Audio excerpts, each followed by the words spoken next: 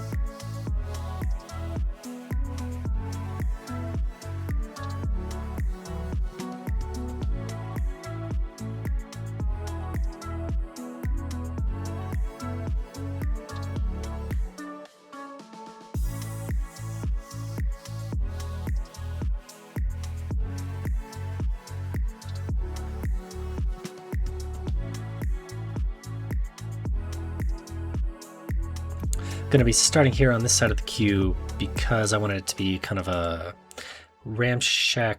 Is that a word? Maybe. You know what I mean? Like a wooden structure here.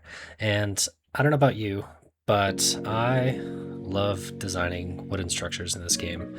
The pieces are so great. There's so many different ways to do it. You have so many like weathered wood pieces. If you want to give just like some texture and character to anything, you have so many options. And it's just very fulfilling to build like a wooden contraption always. So that's why I wanted to start here, because I knew I could really sink my teeth into it, and then from there it would kind of help me build out the rest of the queue.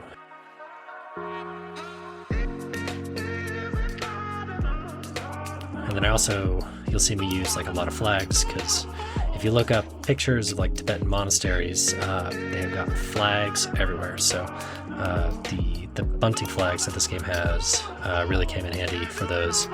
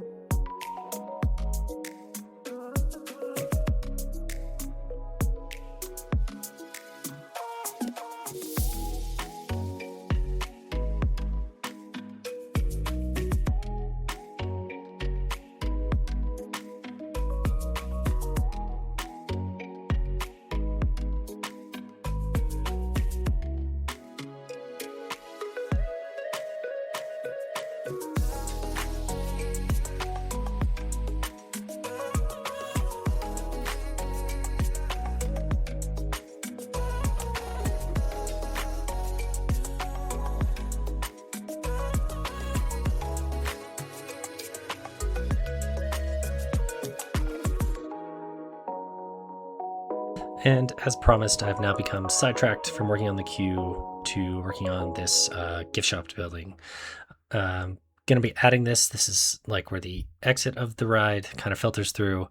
There's going to be a photo booth in like the tower, and then that's going to come through this gift shop. I'm not going to go too crazy on the interior of the gift shop just because I don't really have the pieces for it, and it's not really like a focus of this blueprint. But that being said, gonna be sure to include some rafters. I think that's something that like a lot of, I don't want to say beginnerish because that sounds a bit pejorative, but just like I think if you don't put rafters or you kind of ignore the interior ceiling of a build, it gives it that like video game fakey look. I think just rafters are a small thing that go a long way towards making a building and an interior feel like it's real, feel like it's part of a real theme park or just, you know, a real building. And it doesn't have to be all that complicated. It can just be some beams and, you know, you make some triangles. And yeah, I think it just kind of speaks to the fact that, you know, there's no physics in this game. You don't have to build, you're not constrained by any kind of rules of architecture. It doesn't have, like, nothing has to actually stand up, but making something that looks like it would stand up just enhances it. So for that reason, I will not be ignoring rafters, even though this gift shop is not a priority in terms of decoration, and I want to kind of achieve it with the fewest pieces possible that doesn't like detract.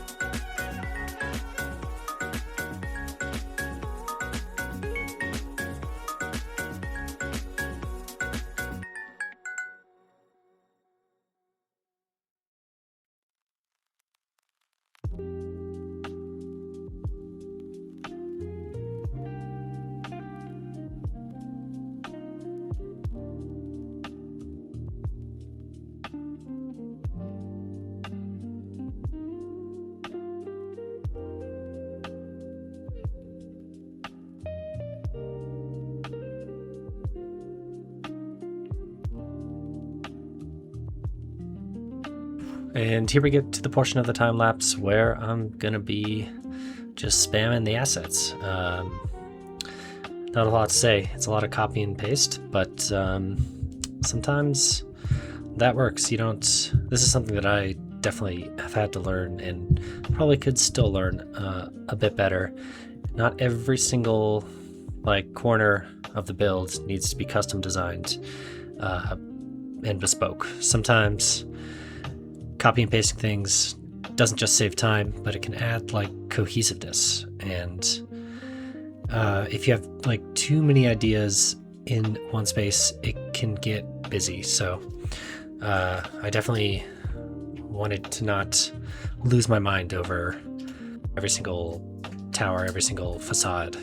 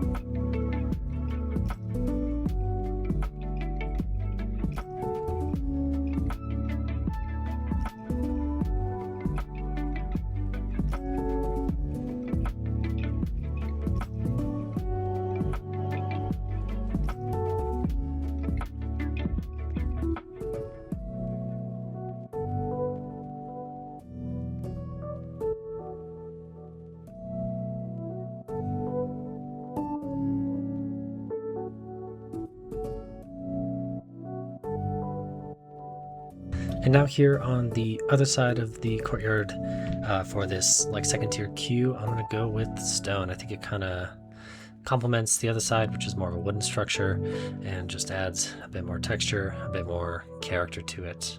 By the way, have I mentioned how much I love the Viking stone pieces? These wall decorations, especially. Everywhere that I say is going to be like a transition place, that's almost code for I'm going to be using a lot of Viking stone decoration to build this transition.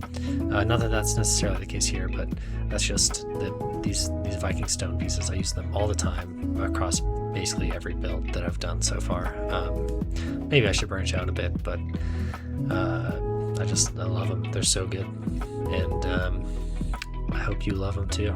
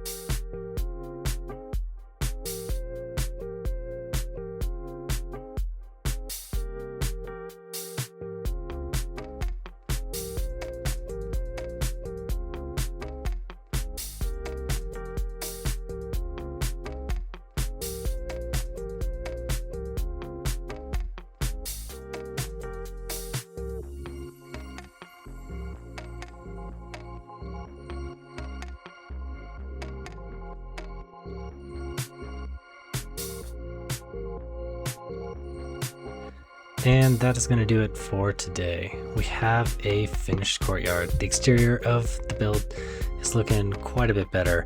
It feels like a space, feels like a real place that humans might occupy, not just a bunch of building outlines.